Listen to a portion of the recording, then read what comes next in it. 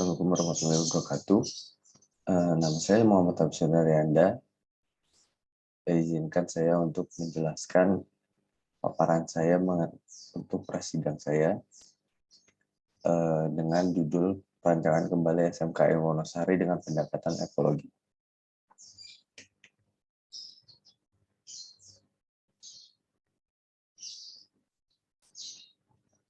Dahuluan, studi awal. SMK Negeri 1 Wonosari memiliki komitmen jangka panjang terhadap perkembangan sumber daya manusia.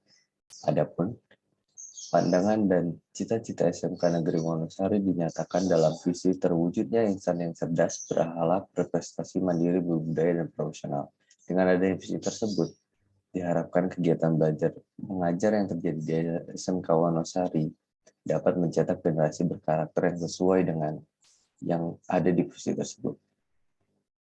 Sebagai sekolah dengan kejuruan agroteknik, SMK Negeri 1 Wonosari ingin menumbuhkan, menyadarkan, serta mengajarkan murid didik dan sivitas untuk berketerampilan dalam mengolah tanaman pangan, tanaman hortikultura, hewan ternak, dan ruminansia, serta sumber daya energi seperti air, angin, serta matahari. Tak hanya murid, SMK Negeri 1 Wonosari juga ingin memberikan pengetahuan tersebut kepada halayak yang berminat pada ilmu agraria tersebut. Oleh karenanya, konsep agroedutourism dinilai cocok untuk mengembangkan dari SMK Negeri 1 Wonosari.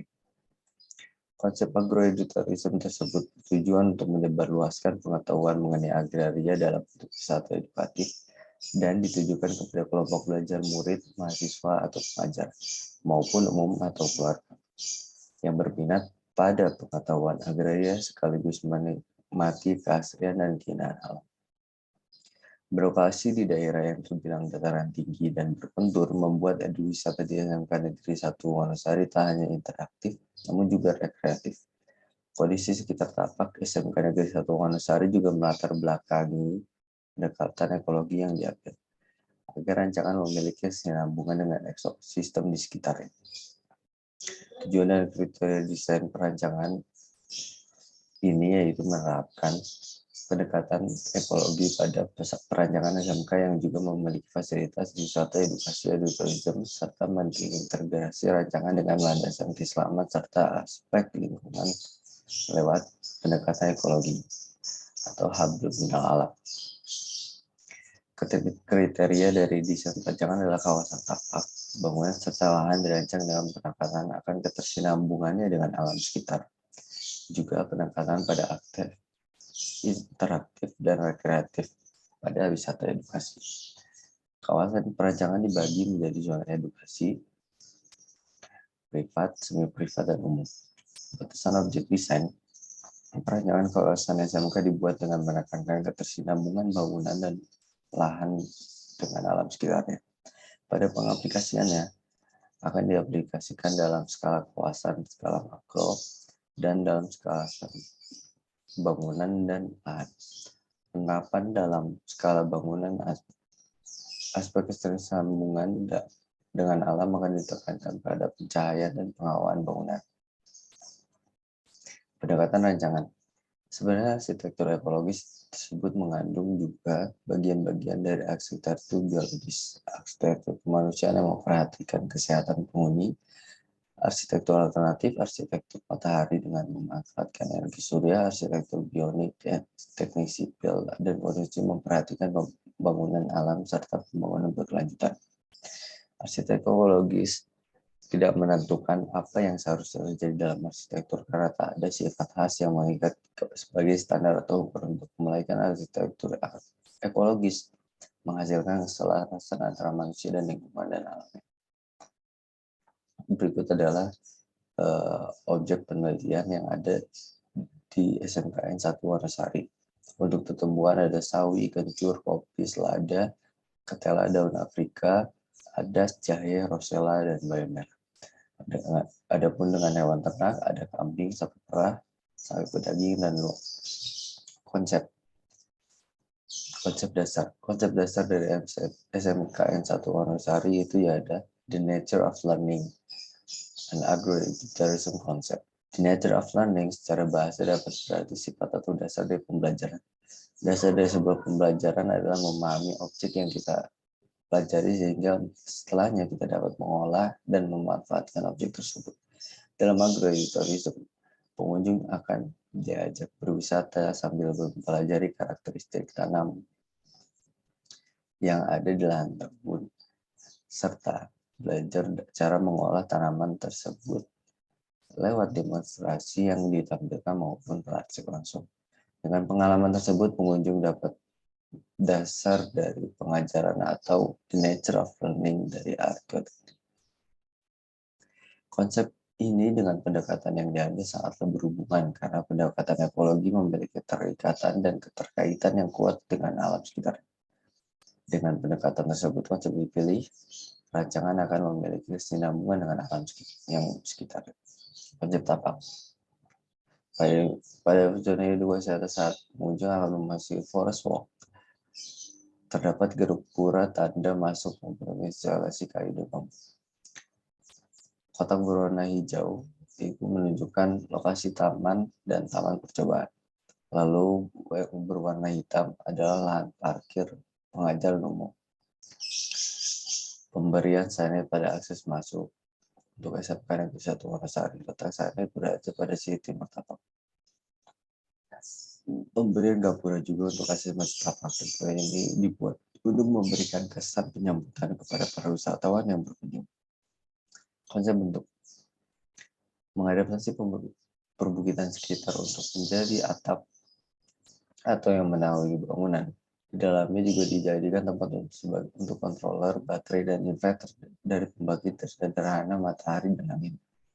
Bangunan gedung sekolah diberikan secondary skin agar cahaya silau dan angin dapat disaring dan memungkinkan terjadinya sirkulasi silang untuk menjaga penghawaan dalam ruangan.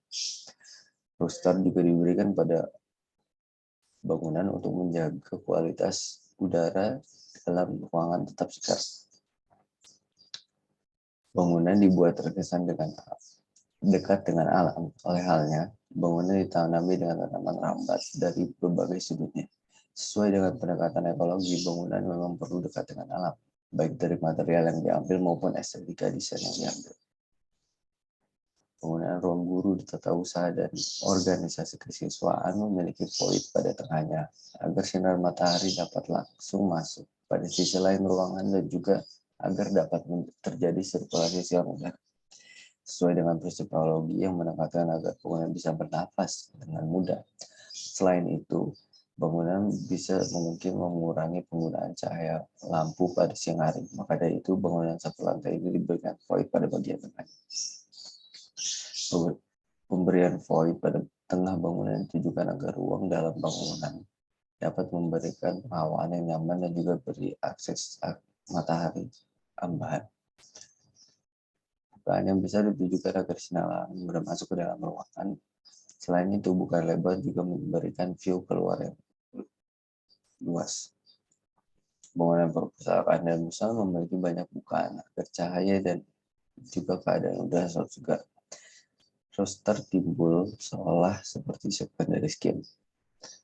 Pada bangunan perpustakaan dan musola ini juga diberikan banyak rooster untuk menjaga kesegaran di dalamnya karena perpustakaan dan musola membutuhkan ada ketenangan dan udara sekitar yang sejuk dan segar. Akan membuat para pengguna mendapatkan keterangan dan kenyamanan. Rooftop garden untuk menanam beberapa tanaman penelitian dari kebun. Laboratorium memiliki kebun penelitian di atasnya atau yang biasa disebut dengan rooftop garden. Bangunan pendukung seperti kandang dan rumah kaca atau greenhouse mengikuti bentuk standar yang ada. Suasana interior, ruang penerimaan tamu dan ruang guru, suasana kelas yang teduh dengan adanya secondary skin dan tanaman rambat di luar. Berada dalam greenhouse atau rumah kaca memberikan pengalaman berkebun dalam ruangan. Khusus untuk gedung kelas, yang merupakan gedung pendidikan menggunakan fondasi footplant. Konstruksi pada bangunan greenhouse menggunakan struktur baja ringan dengan kolom baja ringan tanah sebagai fondasi. Pada bangunan kandang, menggunakan fondasi batu kali dengan sambungan jam kolom pada fondasi umpak. Kebanyakan bangunan yang berada pada tabak menggunakan fondasi sederhana yaitu fondasi batu kali. skema pemanfaatan energi. Dimulai dari energi yang diterima oleh panel surya atau kincir lalu menjadikan energi tersebut listrik yang lalu disalurkan kontrol. Dari kontrol tersebut dapat disalurkan ke baterai untuk disimpan ataupun langsung ditujukan ke inverter untuk langsung ke perabot listrik. Dalam penerapannya keseharian, bangunan yang ada dalam tapak yang memiliki kincir atau panel surya akan lebih mandiri dalam hal pasokan listrik. Dengan kata lain, energi yang digunakan oleh bangunan mandiri berasal dari konversi energi alam yang ditampung. Generator yang dapat pada tapak difungsikan sebagai pasokan listrik apabila baterai dan skema di atas habis atau dalam perbaikan. Kotak kuning itu adalah ruang mechanical electrical. Lalu jalur kuning adalah jalur distribusi kabel aliran listrik. Side plane. Berikut adalah side plane dari rancangan pada tapak. Layout plan.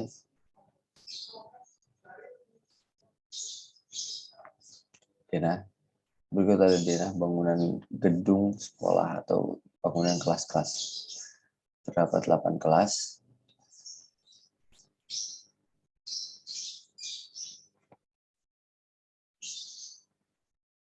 Ini denah bangunan ruang guru, ruang TU, dan OSIS. Denah laboratorium, serta denah musola dan perpustakaan. Lalu denah kandang sapi, kandang kambing, serta greenhouse.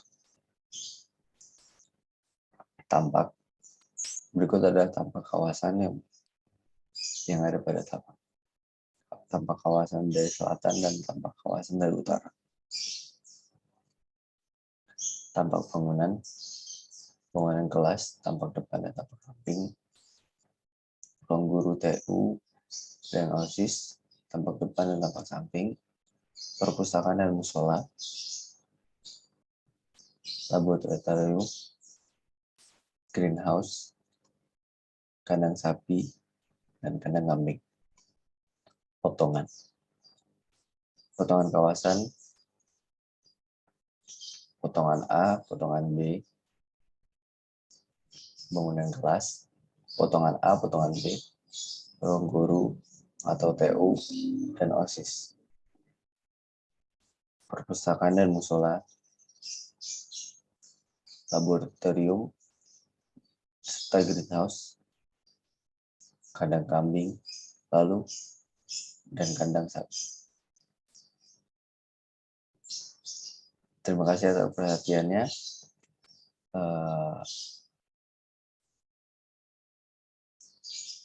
Wassalamualaikum warahmatullahi wabarakatuh.